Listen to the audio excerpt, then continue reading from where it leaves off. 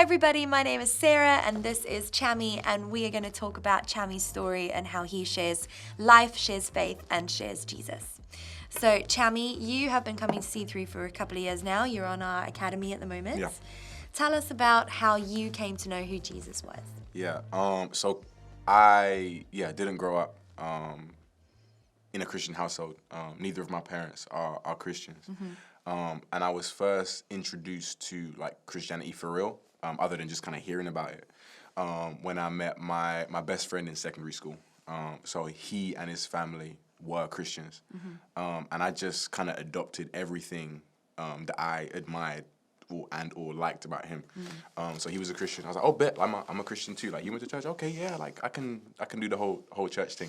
And your friend sharing and doing his life with you is actually what introduced you to Jesus, rather than like this is who Jesus is, or Right. this is what that's interesting. Right. So when you had your personal kind of revelation and started to pursue God yourself, what Yeah. did that look like at the time? So I had my first encounter, and that was such a profound moment for me. Like, at that time, I kind of felt like I was living life in black and white. And when I had that encounter, it was like just a burst of color and excitement and enthusiasm and hope in a time at which I felt hopeless. So yeah, following that encounter, I was just really excited, really enthusiastic, really motivated. So I started trying to like make changes to my life. Tried to pray more. Again, like I was ignorant and didn't have much input, so I didn't really know like how to do that in a way that's effective. But yeah, just working really hard, trying to do all the things that Christians do, but only getting so far without the support, without the encouragement, without the community, without people being there to pick you up when you fall down. I had seen one of my boys, Wanye, shout out Wanye, every time. Wanye had like put some stuff out on his social media about like stuff like this, like content he had like created and been a part of at C3. So I was like, okay, that looks kind of cool. That doesn't really look too like churchy. It looks kind of fly, kind of vibrant, kind of fresh. I was like, okay, let's check it out. So I just decided to pull up to C3 one Sunday. It was the 7th of November, 2021. That was my first Sunday. At that service, I think I went to the 11:30. They announced that the following Sunday there were going to be baptisms. It was Baptism Sunday. Yeah. So kind of was umming and ahhing all week about whether or not to get baptized. Decided at 5:12 p.m. on the day to get baptized. So I said, Mama, let's go. So we left. We rushed. Got baptized. And yeah, the rest is a testimony. Yeah. The rest is history.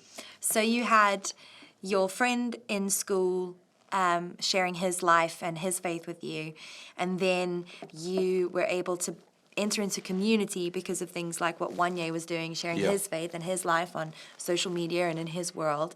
And then you made that public declaration of your personal faith, which is amazing, and became a part of our community. You do academy now and stuff like that.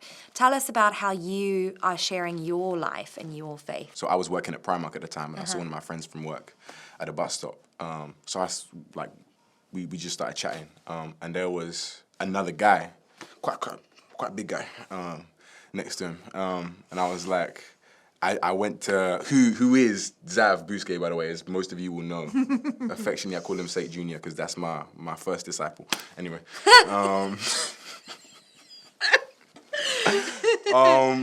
So Zav's at the bus stop. Yeah, he's gonna get mad that I call him. It's true, so firm it. He's at a bus stop, and I just introduced myself to him. I just acknowledge him, say, "What's up, bro?"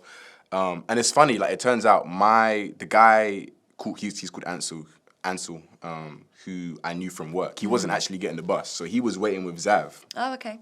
At the bus stop. So Zav and I end up getting the bus. Somehow, Zav and I get to talking, and it's just a real conversation, like real vulnerable conversation. He, for some reason, decided to open up to me about some stuff he was going through, and I was able to kind of just, like, tell him I relate, tell him I feel him, kind of match his vulnerability and, show him that I'm a human too. Yeah. And then also able to kind of share, like, my faith and the things kind of that help me and give me a foundation when I'm going through stuff. And then, invited him to church that Sunday. He came, and I remember, like, I don't think we sat together during the service. I think he came and found me. I think I was at the front. He wanted to like chill at the back. So Yeah. like, okay, do you? And then he came and found me. Sorry, at the end. And he was like, bro, like people are so nice here. Like why is everyone so like nice? And he was just like, you could see like the shock, Yeah. the confusion on his face, bless him. And then yeah, like he I think that Sunday he made a commitment. When there was a salvation report, I think he put his hand up because he came out, he had a little Bible and a coffee cup in his hand. So I was like, okay, I think I know what that means. And then yeah, he got plugged in straight away. Amazing how something as simple as your childhood friend being his authentic, God-loving self and his family showing you that kind of love and compassion, leading to and building this legacy that you then get to be a part of and pass on because you're sharing your life and your faith. And then Sav is doing the same, and then all the people impacted by him. It's awesome. Thanks for sharing. My pleasure.